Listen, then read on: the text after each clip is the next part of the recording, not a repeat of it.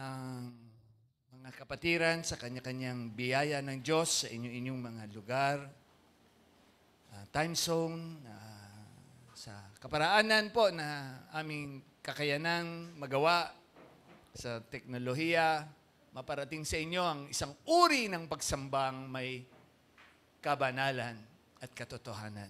And always may posting po, our kind of worship in holiness and truth. I hope naging pangunahin po sa atin ngayong umaga ang mga katotohanan na ito. Ang mga inawit natin na ipahayag, mga lingkod ng Diyos na ginamit. And ngayong umaga, there is that, sabi nga, masasabi ko pong significant na dapat mangyari sa ating mga buhay. And may joy kahit sa mga nasa matured na pananampalataya, may mga baguhan tayo, ayan, nakaka-touch, muli makasama natin. Ganon din yung mga kapatiran sa lugar po ng Pampanga, kahit po yung mga ibang kapatiran na dapat nandun na sa kanilang edad, pero yun nga, it's okay. We're maximizing naman po talaga our center, yung ating lugar. And so we're blessed even today. Patuloy, andyan po. Na I believe nangungusap si Lord pag in-illustrate ko lang po yung isang word. Sabihan ng mga katabi natin, God bless you kapatid. Sige na po, God bless you kapatid. Bakit kaya? Bakit kaya? God bless you kapatid sa inyong mga tahanan. Pakisabi nga, dahil pangunahin na sa inyong buhay ang Diyos. Pangunahin dahil nandito kayo ngayong umaga. Ano po? Pangunahin dahil kayo sa inyong mga tahanan. Although, siyempre, may mga masasabing mahalaga rin pong gampanin. Unawa yun. Hindi naman po yun para for the purpose na ang paraan ng Diyos. Siyempre, nakikita yon dun bang sa aspeto na yung minisahe ko na minsan, yung pagpapatuloy, yung continuance ninyo dun sa aspeto na yon. Ano ba yon, Pastor? Ano ba yung nais niyong ipaunawa sa amin sa araw na ito? Ang ganda ng pinasimulang panalangin kanina. Sabi nga ng isang kapatid, pangunahing sangkap ng kanyang niluluto. Meron lagi pangunahing desisyon, pangunahing mga matatawag na gampanin sa mga lingkod ng Diyos. Pangunahing, ano nga bang sa iba pang bagay pwede nating sabihin. But let me expound first sa isang word study. Well, ang Biblia po ay naglalaman. Sabi ko, last Sunday, nag-interrelate po ang mga mensahe ni Pastor sa mga pwede ko talagang i-declare na sa huling panahon na ito na nangyayari na po ang mga pangyayari. And sumasagsag na po ang mga katuparan, no? Kung hindi naman sila aware, so we're enjoying our time here now. We're trying to do our very best po to continuously preach the gospel of the Lord worldwide, no? In holiness and truth, yun po yung big difference. Hindi lang po kami dito basta pahayagan lang, but nandun sa katotohanan at kabanalan ng salita ng Diyos. Wala kaming pinagbabatayan po. Lahat ng tumatayo ng mga lingkod dito ay naroon po ang iisang hangarin. Kaya nga po, the word now, #pangunahin. At kung sa ilang linggo, kami ni Sister Michelle, kahit ako, yung mga pribilehiyo ba na meron ng isang senior, di ba? Ang tinatawag doon sa linya, priority lane. Yan. Binibigyan ka na ng priority. Yan. Di ba? Binibigyan ka ng pagpapahalaga. Binibigyan ka ng matasabing, hindi naman po panlalamang, but yung pabor sa iyong kalalagayan na sa buhay. No? Yung edad, kalusugan, and yung mga matatawag na kahit Sa nangyayari ngayon sa ating bansa sa linggong lumipas, nakakatiyak tayo, hindi lang naman sa ating bansa, sa buong mundo. Dahil yun na nga, sakali, nagkakagulo na rin sa ibang lugar, yung mga pangunahing presyo ng mga bilihin. Ayan. Nandyan yan eh. Pag tinerm na pangunahin, yung mga katotohanan yan na mangyayari.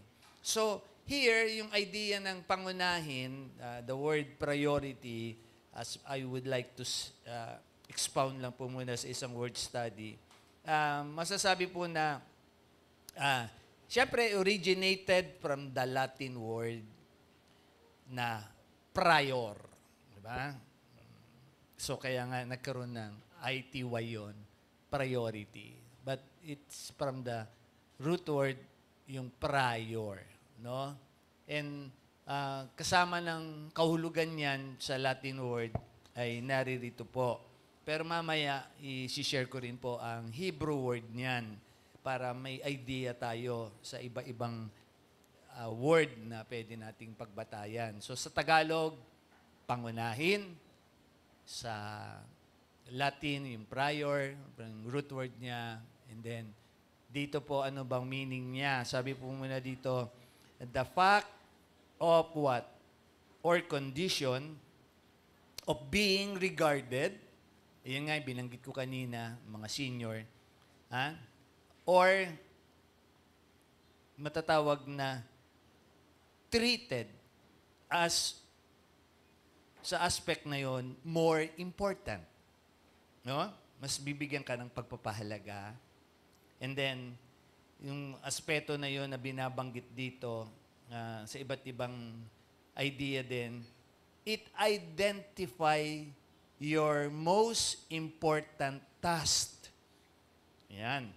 Yung binibigyan ka ng pahalaga, kaya nga, sa mga nangyari sa linggong ito, may mga mapapanood kayo, diba? Sabi nga nung isa doon, binigyan na nga namin pahalaga eh.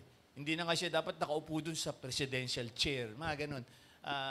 But still, considering ang senior, ang edad, kalusugan, I'm not to be biased this morning, but yung humanity aspect. Humanity aspect. So, yan mga, nabanggit ko na yan sa iba kong mga mensahe, yung mga kaisipan, mayroong left, may right, may middle, di ba? So, kaya nga kahit ang Panginoon, sinasabi niya, kailangan, ando ka sa isang katatayuan eh. Hindi ka pwedeng malamya. Iluluwa ka niya. No? So, andyan natin mga biblical truths na pwede nating pagbatayan. But, syempre, ang ating kaisipan dapat ay laging nakatuon, nakabatay sa aking nga pong naipahayag last Sunday. Yung sa kasabihan ng Diyos. Hindi na sa kasabihan ng mundo.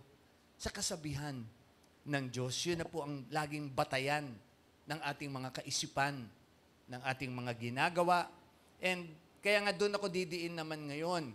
Sabi din nga po dyan sa isang pagpapaunawa, the concern, interest, and desire that comes, sabi nga po dyan, before all others. Yun yung meaning talaga ng priority or pangunahin.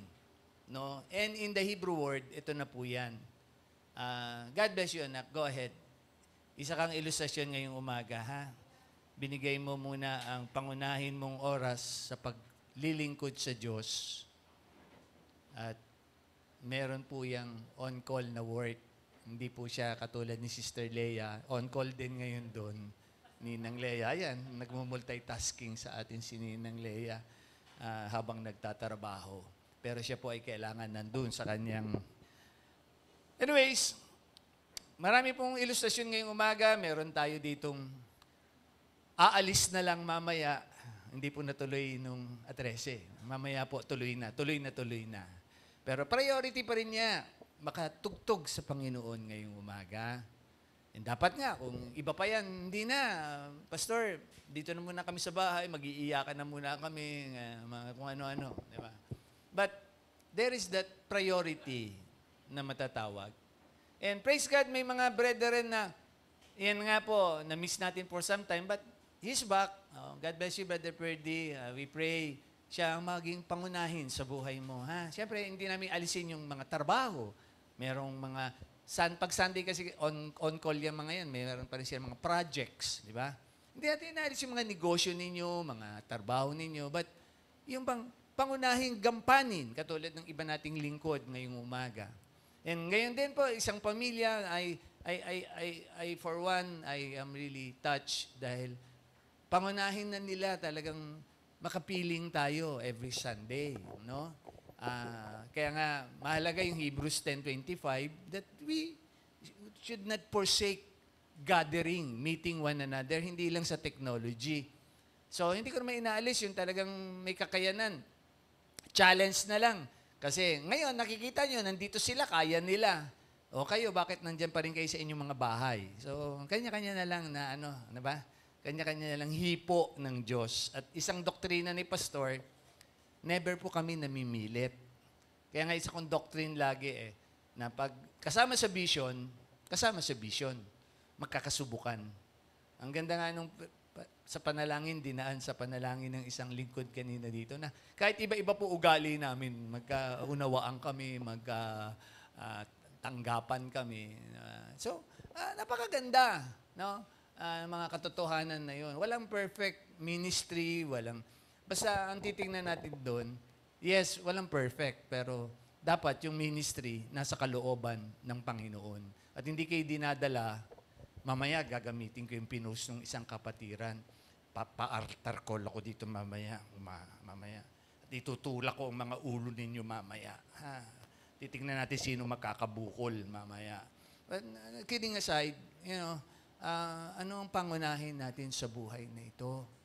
So ngayong umaga, ididiin ko po yung idea na yung word na pangunahin. In the Hebrew word, it is, in this spelling, A-D-I-F-U-T, adifot. The pronunciation, bahala kayo. Adipat ba yan? Adipot. But the Hebrew, hindi ko na para pag-aralan kung ano yung connotation na yun. But that is the word.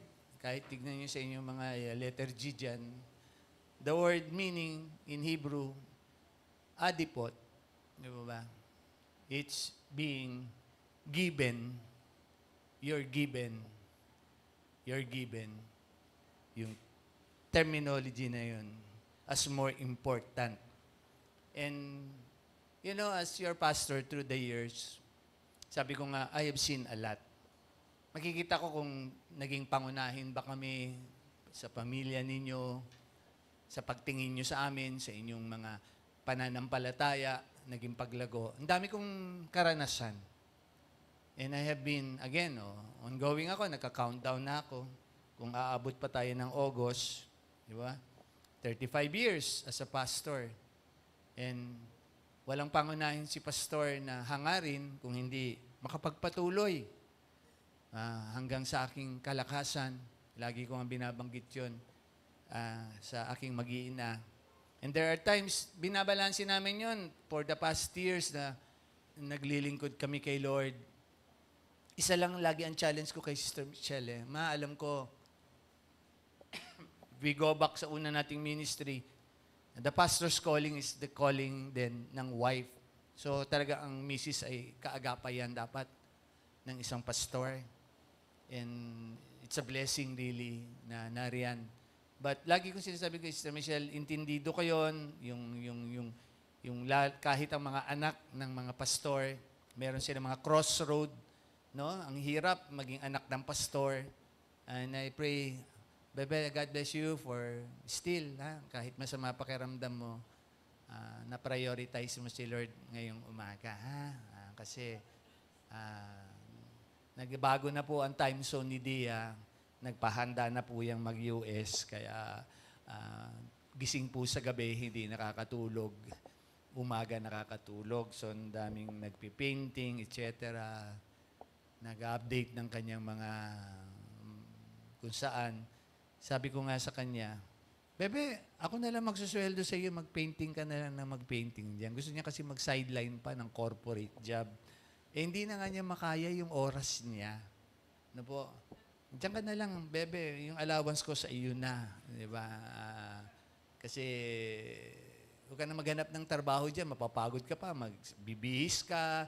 Bago ka pa makapag-makeup. Bago ka pa makaligo. 1 oras. Yung ganun. Yung ganun. Mga kwento namin sa bahay. It's okay, bebe. I'm just showing ano ang buhay natin. Di ba? And paano namin napaprioritize ang aming mga oras. Yan. Mula pa yon, kami, Sister Michelle, nag-work pa yan, etc. Ako, nagsisimula magpastor. Lahat po yun, dinaanan namin. The word priority. Nandito yan sa Bible. Dadaanan natin, ha?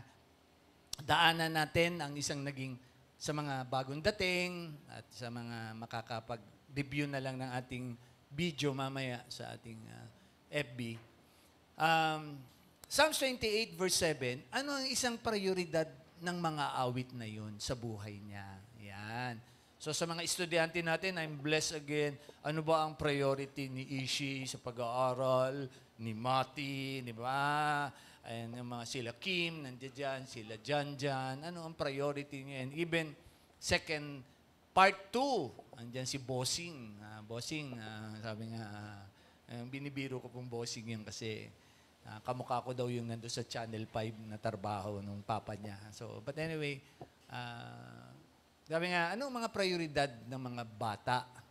No? Yung mga nasa college din, ano bang prioridad nila? Ella, nila Darlene, yan. Makikita yan eh.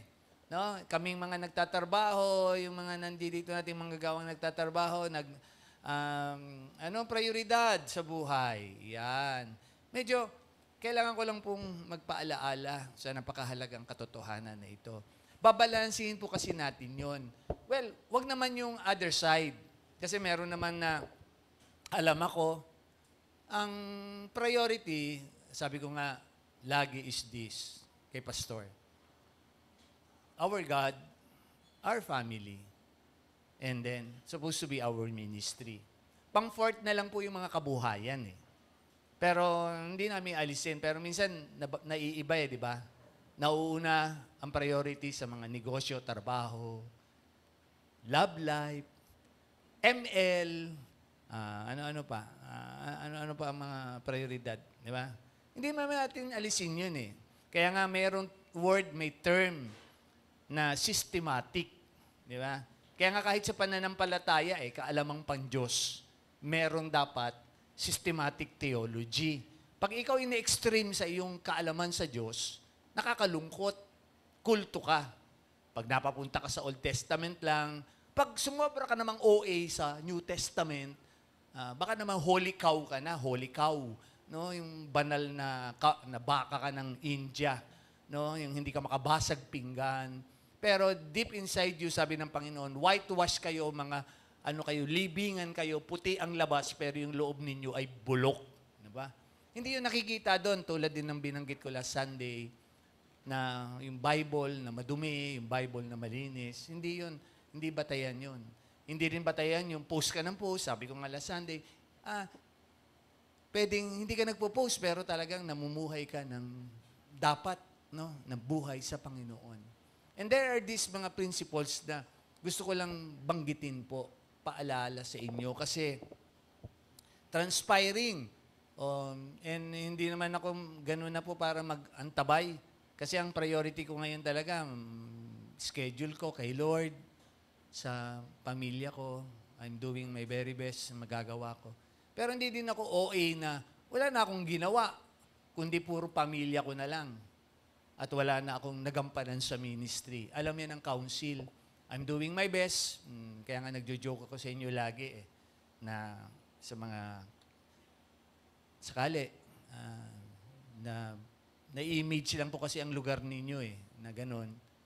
And yun nga, yung lugar na yon ay may mga lumilipad na kalahati ang katawan. So, hindi ko nabanggitin yung lugar kasi baka magalit naman sa akin, nasa YouTube ako. Kasi may lugar na ina-identify na nahahati ang katawan. So, gusto ko rin matutunan yun paano. Pero alam ko, hindi ka pwedeng lumipad ng ganun. Isasakay ka ng jet plane dapat, private jet plane para makalipad ka. But anyway, sa iba't ibang aspeto ng concept, no, ina-aware ko lang kayo ngayong umaga. Yung ibang priority na lang ay ganito. Yun nga, medyo nakakalungkot eh. Again, pwede kong tanungin kayo sa inyo yung mga devotional. Nagjo-journal ba kayo? Dapat nagjo-journal kayo, ha? Kasi hinahanap ko yun sa Bible, kung saan nagjo-journal ang devotional. Ang sabi sa Bible, read your Bible. Diba? And find time with the Lord. Meron dyan, devotional ng devotional. Alam ko yun, binanggit sa akin yun mismo ng isang malapit sa akin. Pero hindi siya makapamuhay nung dapat sa Panginoon. Ako, I don't want to be biased. Basta ako, ang typical kong priority sa araw, pag ako may hininga pa, bumangon pa, alam nila Sister Michelle yan, nila Eunice Dia yan. Doon po muna ako sa aming kama. Ano po? Nakaluhod ako sa Panginoon. I'm taking my prayer time. And then, after my prayer time of Thanksgiving and everything, I have my, hindi ko na po kayang buuin eh. So, I will just have my one chapter for the day. Then, doon sa extra time, doon ako mag-maximize pa. Ano po? Kasi nga, lagi kong binabanggit sa inyo, are you reading your Bible? Po talaga ba? Ha? 5 chapters a day, tapos niyo ang Bible sa isang taon. 2 chapters sa Old Testament, 2 chapters sa New Testament, 1 chapter sa mga poetical books na yun in between. Nabasa po natin yan. No? But, syempre, busy na eh. Pag nakaamoy na ng kape, bangon na, etc., naluto na. Whatever, the priority of the day. It's okay. Kasali yun eh. Hindi po namin aalisin yun. Pero, kahit sa mga decision-making ng pangpamilya, trabahong kukunin, ano ang priority ba natin? And nandito po lahat yan mamaya. Aking babanggitin bakit and ano-ano yung aspeto na yon na binabanggit ng adipot. Well, kung dadalhin sa spiritual, siyempre dito na. Kaya nga, Sister Michelle spoke of the reigning of our God sa takdang panahon. So, sa isang Christian, per level of faith ito pwede ang inyo munang pangunahin ay maging bahagi ng isang ministry, yung marami kayong nakikilalang kapatiran na mauutangan ninyo, kapatiran na gogoyo ninyo, mga kapatiran na machichismis ninyo, basta bahala na kayo doon. No? Kaya gusto nyong umaten-aten kasi may pangunahin kayong motibo. Di ba? So, nandun yun eh. Hindi namin alisin yun. Gusto nyong gawing, although, sorry, dito, hindi kayo pwede mag-networking dito. Walang networking po sa ministry na ito eh. Wala rin ditong cooperative. No? Wala din ditong politika. Wala. Meron dito mga gwapo at magagandang miyembro ng Panginoon. No? Wala dito yung mga kung ano. Wala. Hanggang nalinis na ng Panginoon dahil nagsala sa vision, ito po tayo, nagpapatuloy tayong lahat. No? And ano po yung mga aspeto na yon na binabanggit ni Pastor na napakahalaga? Kasi as I move on, yung kingdom na yon that we will reign, hindi lang tayo pangunahing maligtas, di ba? 3 yan eh. Maligtas, tapos tatawagin din tayo. Maglingkod, sana kayong level. No? Nandun pa rin ba kayo sa pensyonadong mga Kristiyano? Saved, seated, and satisfied lang. Nakaupo linggo-linggo. No? Nakikinig lang. Nagpapataba. No? Ng inyong mga, sabi nga, spiritual daw. Kaya naman, hindi na rin kayo healthy. No? Kasi dapat, kahit yung spiritual na yon, kahit ini-intake natin yung spiritual na yon, anong sabi doon sa isang doktrina ng ating ministry, yung no be do, di ba? Kung ano yung kaalaman mo, yun ang being mo, so yun ang dapat mong mangyari ng ginagawa mo sa buhay natin. No? Hindi pwedeng intake ka lang ng intake ng mga kaalaman at hindi mo yun isinasapamuhay, useless din po yun. Yun yung mga idea doon na pinapakita ko sa inyo. How you prioritize to use knowledge, etc., health, lahat po yun. nag-uugnay-ugnay po yun. And hindi naman namin yun para maging bias, but in Matthew 6:33, ito po yung pangunahin. And mismo, ang Panginoong Hesukristo ang nagpahayag. Sabi niya dyan, but seek ye first the kingdom of God and His righteousness. And bonus na nga po and all these things shall be added unto you. So, there is that imminent call of the Lord when He stepped down, alam natin, kasi from the Old Testament times, daanan ko po muna, ito ang tinatawag na media of revelation. The word priority ay nandyan na, yung adipot na yan. Prioridad ng Diyos dati, lumikha. Di ba? Naglikha siya ng mundo, sangkatauhan, etc. Nang magkasala ang ating ninuno, naging prioridad niyang iligtas. Gumawa siya ng paraan. Symbolically, tupa. Nagkatay siya, di ba? Then, later times, nagpatupad din ang Diyos pangunahing plano niya para iligtas ang sangkatauhan. Naggawa siya ng pangunahing lahi. Okay. Mula kay Noah, papunta sa lahi ni Jacob. Andyan po ang media of revelation na yan, no? Kung nagbabasa talaga tayo. And hanggang dumating na ang pangyayari na andun yung pangunahing plano ng Diyos. Jeremiah 29:11, para sa bansang Israel. Sabi niya doon, I have this plan, di ba, for you. Pero alam natin, ang sangkatauhan ay iba ang pangunahin sa buhay. No? Hindi natin alisin yun hanggang maiintindihan talaga na yung plano na yun ng Diyos. So, hanggang dumating ang Panginoong Hesukristo, ito talaga yung pinaunawa niya. Na ang dapat maging pangunahin ng mga matatawag na sangkatauhan ay ang Diyos sa buhay niya. Kasi pag hindi po, wag na tayo magtaka. Kasi maraming ang pangyayari na nakikita natin, no? Na iba-iba ang kanila ng pangunahin sa buhay. So, maliban sa pinapahayag ng Panginoong Hesukristo, in Matthew 6:33, na siya ang maging pangunahin sa buhay natin. Hoping sa mga ilang talata hanggang sa bagong tipan na tumalon na matapos ang Panginoong Hesukristo. Pansinin ninyo, anong sabi niya din sa ilang mga verses na binabanggit. Di ba? Per Genesis yung kanina, kung nag-type man sila, makikita natin hanggang chapter 7, di ba? Ando doon yung pangunahin ng Diyos na magpatupad, no? Ng kanyang plano, no? Na masunod siya, ayan, maipatupad yung dapat, and Noah did according unto all that the Lord commanded him. Pero nyo, pangunahin, no? May pinagawa ang Diyos kay Noah.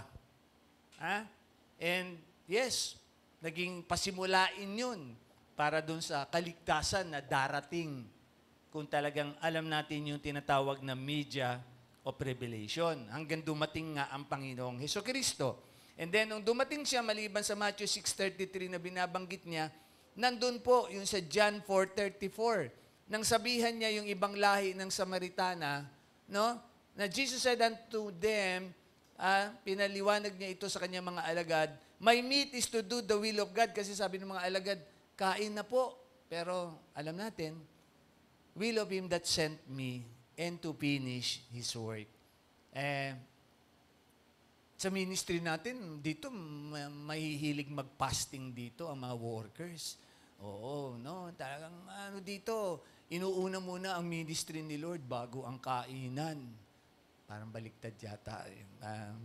Parang ang posting ko, puro kainan niya na yata. Di ba? Pag,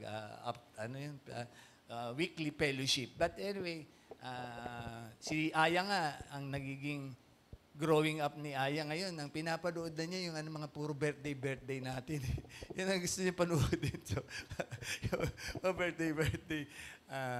Alam niyo na po yun, sakasakali po, wag ko daw i-announce, pero alam nyo na po yun. Ha? Thank you po kung ipaprioridad nyo kami sa darating na araw na yon. God bless you all, and thank you for prioritizing always your pastor and the family sa inyong mga blessing. O yan, di ba? Prioritizing, giving your tithes. Minomonitor po kayo ni Sister Ningning, our treasurer. Gampanin po niya yun, mag-monitor. Mag-monitor kasi talagang mga bayarin, and et cetera. Si Sister Ningning po yan. No? And the priority aspect is there. And just like the Lord, alam niya may prioridad siya, may timeline siya, tatapusin niya yung pinagagawa sa kanya ng Ama. Medyo nakakalungkot nga po yun as a pastor for the past 34 years. I have seen a lot. No, kaya nga sabi ni Paul kay Timothy, 'di ba? I have finished the race. Yan, yeah? Si Paul alam niya, nagampanan niya yung dapat niyang gampanan. Kaya tayo, I'm speaking sa mga lingkod ng Panginoon hanggang pababa sa baguhan. Mga anak, mga kapatid, I hope today, this is the day that the Lord has made. Ma-emphasize ko yung word sa inyong maging pangunahin siya sa ating mga buhay. Sa huling panahon na po na ito. Kasi okay na, done deal na yun. Kung mga nagkulang tayo dati, wala naman perfect eh. May mga tayo dati, pagkakasala. Di ba? Andiyan naman lahat yung kasabihan ng Panginoon. Ihingi lang natin ng tawad yung mga dati na yun. Alam niyo, mas maganda nga yung idea ng, yung concept nung nakita ng Panginoon, di ba, dalawa, yung Pariseo at saka yung makasalanan. Yung makasalanan talagang dinidibdib niya talaga yun. Dinidibdiban pa niya yung sarili niya, di ba? Na siya yung makasalanan, patawarin siya ng Diyos. Yung Pariseo, talagang ipokrito pa di ba?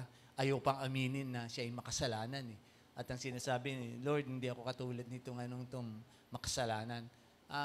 Alam niyo, very clear, 1 John 1:9, pwede tayong maging totoo lang. Ihingi natin ng tawad kung ano man yung ating mga kasalanan.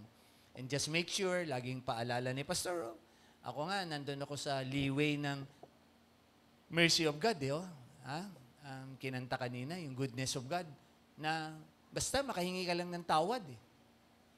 Kahit may sin that leads to death ka, ikaw ay nakakatiyak na may kaligtasan. No, pero kung still hanggang sa huling hininga mo, hindi ka nakahingi ng tawad at meron kang sin that leads to death, I'm really sorry na walang kabuluhan ang buhay mo sa mundong ito. And marami yan. Yung mga akala nila, sige, lusot kami walang nangyari sa amin nang in-excom kami nila pastor at ng council. Titignan natin pagdating ng panahon. Ano po? Kasi, yes, wala yan ngayon. Kala nyo, nakakalusot kayo kasi, ang sabi ng Book of James, ang bait ni Lord, iniintay niyang makapagsisi kayo. Pero pag hindi kayo nakapagsisi sa mga sin that leads to death na yan, manunood na lang po kami sa darating na panahon. As we reign with our God there, yun ang pangunahin na ni Pastor. I pray, wag lang ninyo maging pangunahin, ligtas tayo. Wag niyo lang maging pangunahin, naglilingkod tayo ngayon. Wag niyo rin maging pangunahin na kasama tayong papunta roon. Alam niyo, ang tema natin, magre-reign tayo Maghahari tayo kasama ang Diyos sa kanyang kaharian na binabanggit na yun. Yung kingdom na yun ng Matthew 6:33, yun yung diin doon. No, walang ibang mahalagang bagay. Kaya nga yun din mismo sinabi ulit ng Panginoong Hesus kay Pilato. Diba? May kaharian ako na hindi mo alam. So, doon tayo pinaalamanan. No?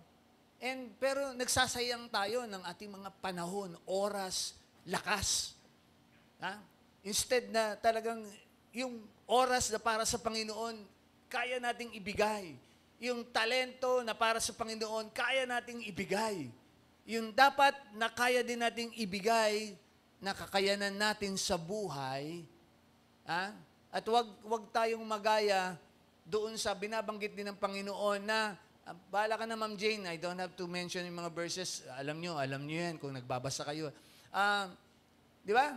Yung sing ng widow na yun na lang kabuhayan niya, kaya pa rin niyang ibigay sa Panginoon kasi pangunahin niya ang Diyos sa buhay niya. kesa doon sa mayayaman na kaya nakakapagbigay, sobra lang yun sa pera nila. Di ba? Nandoon. So, yun yung mga excerpts eh. Kung nagbabasa tayo, makikita niyo, oh nga Lord, no, yung aspeto na sino ang nagpahalaga sa iyo sa Sibulapa, etc. Yung ganitong bagay. And here, matapos si Apostol Juan, grabe nga eh. Natutunan niya yun eh, di ba? Dahil sa ganyang pagmamahal, sabi ko sa inyo, umepekto yun eh. Naging pangunahin sa kanya ang Panginoon, hindi niya iniwan. O grabe ang mga eksena ngayong linggong to, no? Yung mga damdami ng isang anak, hindi iwanan yung tatay. Isang tunay na kaibigan daw, hindi iwanan. Salamat naman, hindi niyo pa rin iniiwan si Pastor. Yeah. Marami yan eh, mga ganong eksena. Pangunahin. And what if, tanong ulit ang mga katabi natin sa mga tahanan, what if hindi na tayo ang pangunahin ng Diyos na iligtas niya? Saan tayo? Saan tayo? Ako as of now, I have my own aspect. Wala na ako. Lahat binitawan ko na yung pwede kong bitawan. Alam ni Sister Michelle yung mga decision making ko ngayon. I am concentrating on my God, my family, and my ministry. No? Marami ako nasubok ngayon na mga dati kong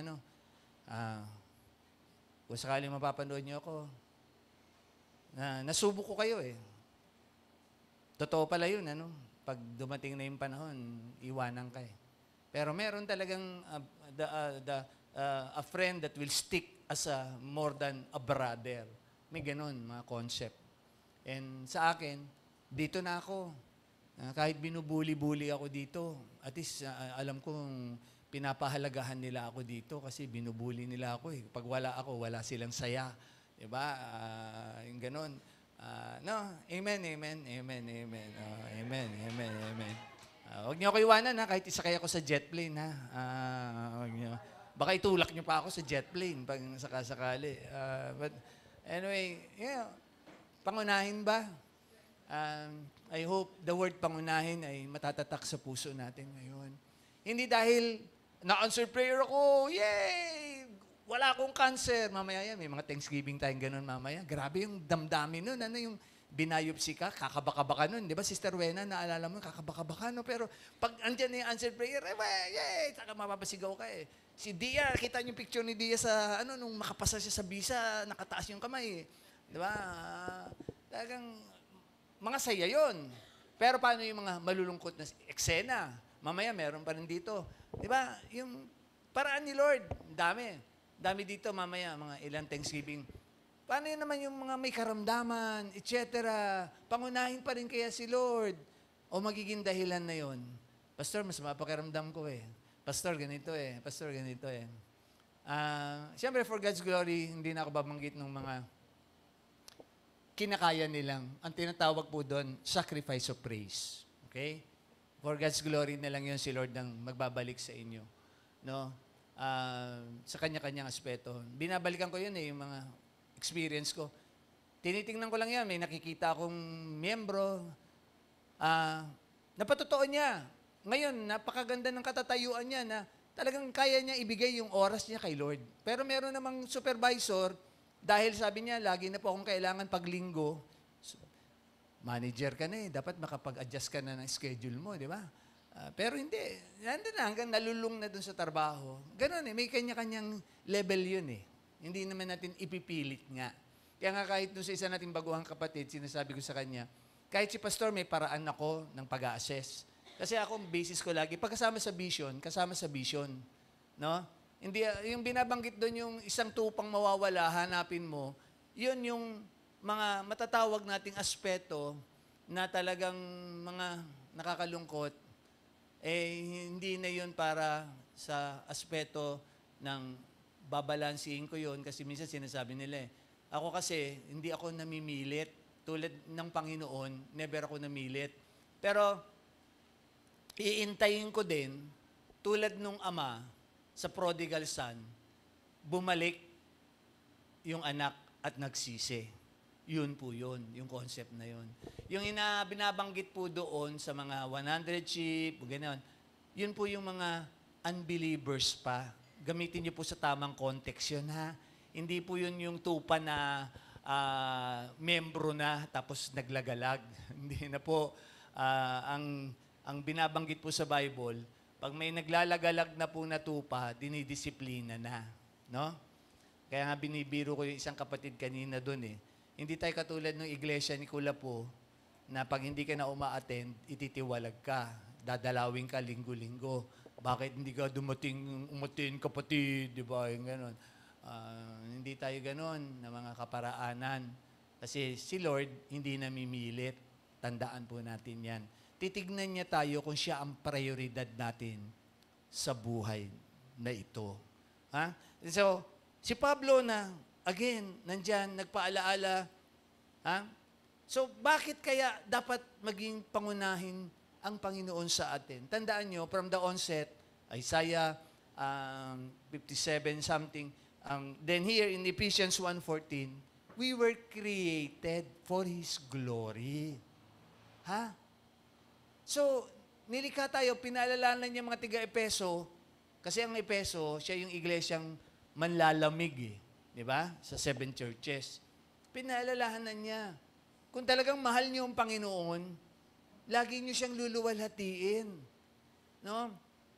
But, syempre, andyan nga yung, sabi ko rin doon sa kapatid kanina, andyan ang jablo, lalo na sa mga baguhan katulad niyo, kayo pong mga nasa iba naming lugar ngayon, singit na po ako. I am trying to do my best as a pastor. Hindi ko po kayo para pangunahan na kausapin. Meron pong dapat kumausap sa inyo. Diba? Na ayon sa aming usapan. Kasi ayoko pong lumabas na kayo ay amin lang para kunin, agawin. Hindi po. Ibinibigay ko po kayo. No? Nasa inyo po yan, but still welcome kayo mag-join sa amin, sa aming FB Live. Pero waiting po ako eh. Yan po yung issue. Kailangan ko na po magsalita ngayon kasi nakakadalawang buwan na po ang pangyayari. And then, last month, kausap ko rin po yung dapat kong kausap.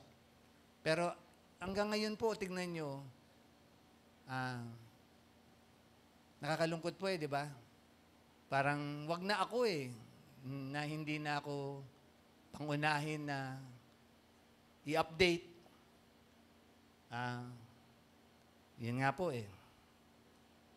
Ang Diyos ang dapat pangunahin kasi yung ministeryo po sa Pampanga ngayon natin ay nakatiwangwang. Siya po ang dagdag na mananagot sa inyo. Okay po? Pero hindi ko po kayo para pangunahan. Yan po ang tayo lagi ni Pastor. Hindi ako namimilit. Hindi din ako sa aspeto ng kung ano pong paraan. Ano po? Alam ko kasi it's always the Lord's doing ang ministering ito. So kung sakali po, pasensya po kung ipapanockdown namin sa inyo ang pangalan na dinadala nyo dyan sa Pampanga.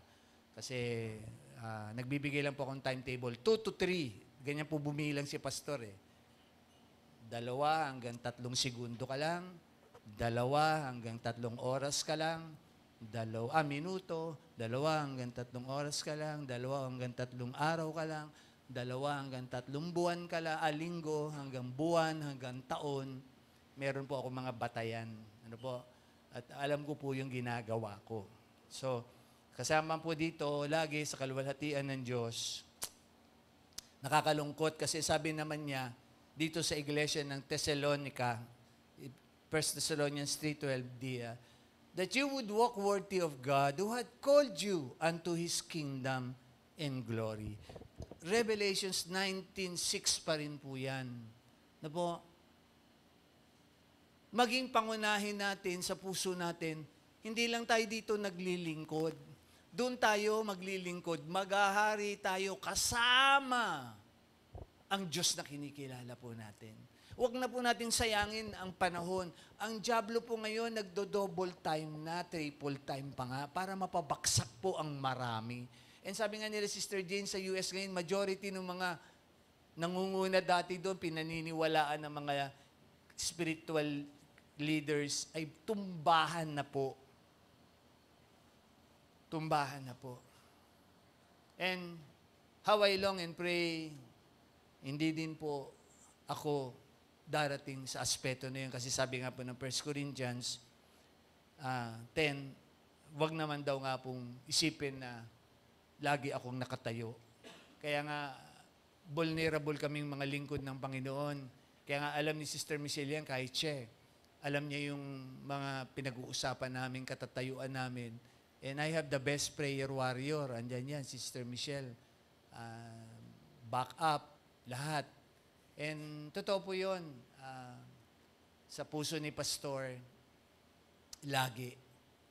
Wala na po akong hangad. Sabi ko nga kay Sister Michelle, maximize tayo kasi ang panahon, hindi na natin mga pangyayari. Tsaka lang magsisisi pag, yun nga, una, yung pagkakataon, nasayang, yan. Relatively, susunod ko pong mensahe yan, makakaugnay ito eh. Tinatapos ko po ang buwan ng Marso. No? Although, sa Sunday po kasi may priority din akong gagampanan. So, yung last Sunday ko, kung walang aagaw, liban na lang, nandito pa yung isa nating bisitang kapatid na sakasakali, aagawin ulit sa Sunday ang mensahe, kung nandito sila, depende. Totoo po yun eh. Yung lost opportunities naman dun sa last Sunday. Para makapag-refresh tayo bago tayo mag-anointing of oil. Ano po si Pastor outline. Hindi po ako yung basta kukuha sa commentary, kukuha sa internet ng mensahe. Day to day po yan, nagtitingin ako ng mga ilustrasyon na pwede kong makita. Ano po? And doon sa isang concept na tinitignan ko, totoo po yun eh. This week, sino pinprioritize ko? Pinprioritize ko ang aking buhay sa Panginoon. Binabalansi ko na lahat yun. No? Yung mga dapat pa na maranasan ko. So, kasama po ng 1 Thessalonians 3:12 na yan, pangkalahatan, very simple lang po mensahe ko ngayong araw na ito. I hope yung pagpapaalaala na yon, hindi lang tayo magbibigay ng ating pangunahin na aspeto sa anumang mga bagay. Sige, solusyon, pangunahing solusyon. Di ba, always yung mga words may pangunahin na kadikit eh. Pangunahing, ano ba ang pangunahing solusyon dyan? Ano ba ang pangunahing action dyan? Ano ba ang pangunahing ganito dyan? So, meron yan eh. So, yung halaga ng word na pangunahin, yung priority sa buhay. So, ano pa nga po ba? Nalulungkot nga po ako kasi marami pa rin pong Christians ngayon. Hindi ko alisin yun. Yung kahit lang sa kanilang pampisikal eh. Hindi nagiging pangunahin yung pampisikal nila. Inaabuso ang mga katawan din. Kaya nga, I hope today as I speak, alam niyo, Panginoon, meron siyang mga paalaala sa Bible eh. Na talagang totoo yun. Although kasi ngayon, nagpapaalala ko sa iba natin manggagawa na maganda mga offer, kahit yung mga pamangking ko, Ryan, di ba, pinaalalanan ko kayo ni Heidi. Ingat kayo sa katawan nyo kasi mga panggabi sila eh. Yeah. And alam natin, maraming mga call center, di ba, may sakit talaga, ang babata pa eh. Kasi kahit ang Bible, sabi ni Lord, hindi ba, aren't there 24 hours? Aren't there 12 hours para magtrabaho? Umaga yun. Sa Hudyo, grabe yung kultura ng Hudyo.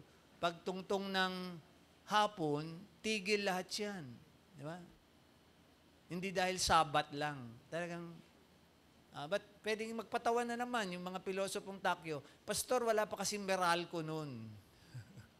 Kandila lang sila at saka mga gagawa ng dahilan eh. Iba na ang technology ngayon, Pastor. So sige, pangunahing mga isipin, pangunahing mga dahilan. Yan, pangunahing mga dahilan. Yan. So, I hope this morning, Pakisabi sa katabi, pakialala po natin ang word na adipot. Diba? Adipot. A-D-I-F-U-T. Hebrew word. Adipot. Adipot. No? Hindi po atisput, ha? Baka mali ang rinig nyo kay Pastor. Adipot. Diba? The Hebrew word for priority. No, ako, natitikman namin ngayon yon, yung priority lane, di ba? Nung nagpa-check up kami, Sister Michelle, nauuna kami sa line. Yan. Adipot, libre ako sa mga parking ngayon. Libre ako, mapasaan. Festival, Ayala, libre ako. And salamat. Mga pribilehiyo na kayang ibigay ng Panginoon nang hindi lang ng tao. And today, diin ko lang yon. So sa mga babiyahe, Brother Edmar, God bless you. Alam ko, na-prioritize mo pa si Lord sa araw na ito. Makapag-worship pa kayo, ha? Although mamayang gabi pa po ang flight ni Brother Edmar, let's pray for him. Yung mga nandito din po for their mga business work. God bless you. Alam namin yon, nababalance nyo yan, no? And sama-sama lang po tayo sa iba't ibang aspeto. So, this morning, I pray mula kay Paul, Hebrews 3:14. Habol mo yan, bebe. Hebrews 3:14, as I end up. Kita niyo po kay Pablo, ganun din paalala niya sa kapwa niya mga Hudyo. Yung kahalagahan ng tinatawag na priority. 3:14. Hindi pa na-input ni JC kanina. Hebrews 3:14. Habol natin po itong last verse ko. Bago tayo na. Yan. Klaro po yan, ha.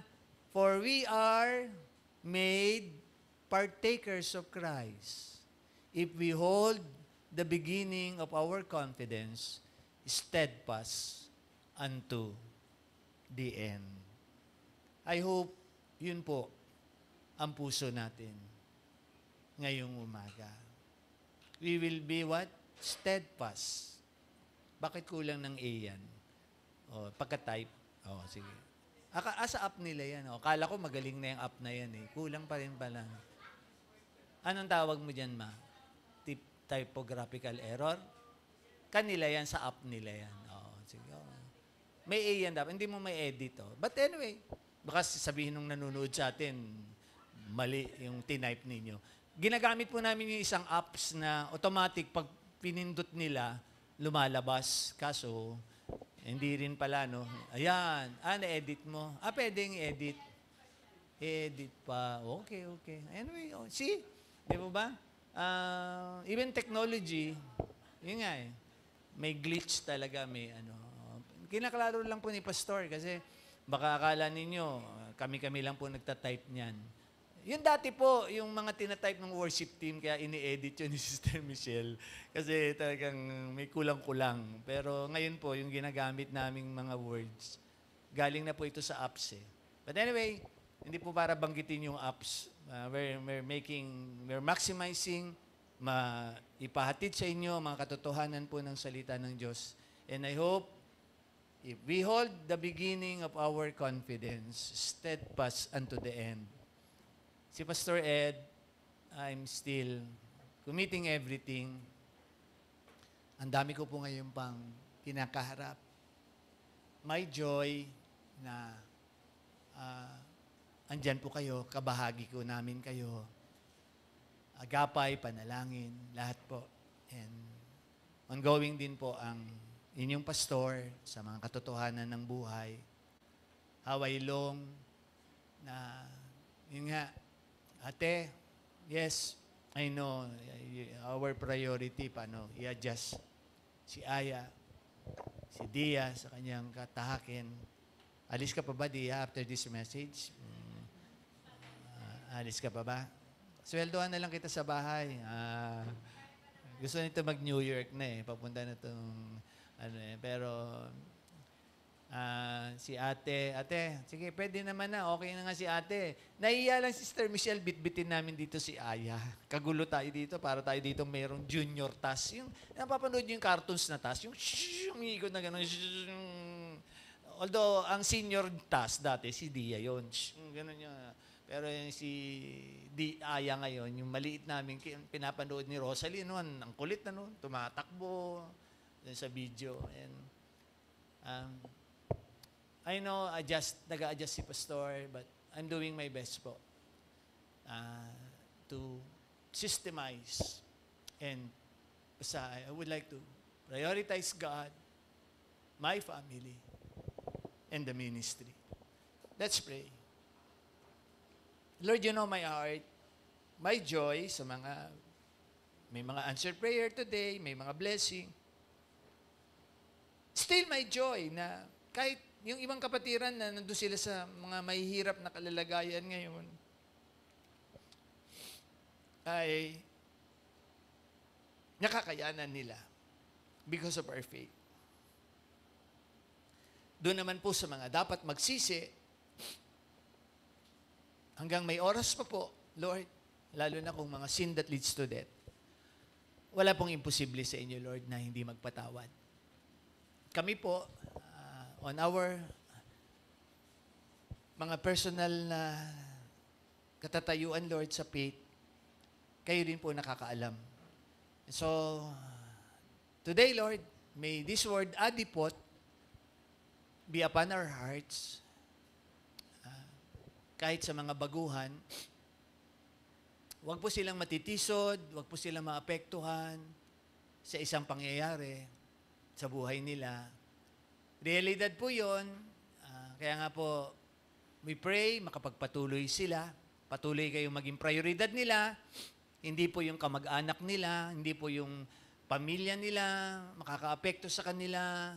Lord, hindi namin inaalis yun. Mensahe ko na po yun.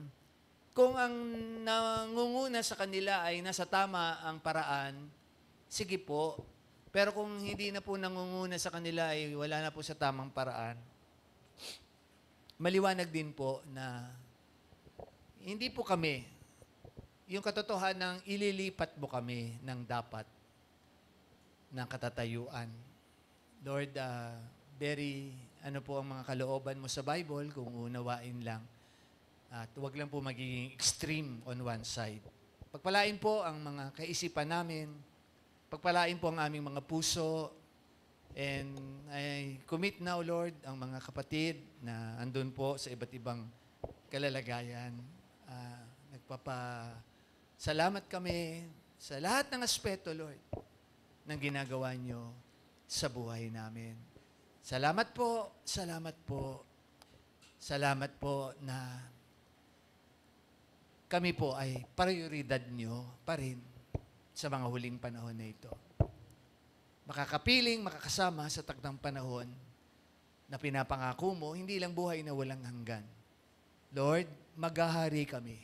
Kasama mo. Lord, hindi ako galing na po ako sa mundo, Lord. Naranasan ko na po yung mga politika, yung mga paglilingkod sa mundo. Kayo po ang dapat paglingkuran. Ang aming mga pamilya, lalo na po ang ministeryong inaatang mo sa amin. In Jesus' name. Amen. Amen. So, sama-sama po ang aming pagbati. Sa linggo pong ito ay walang mga may selebrasyon.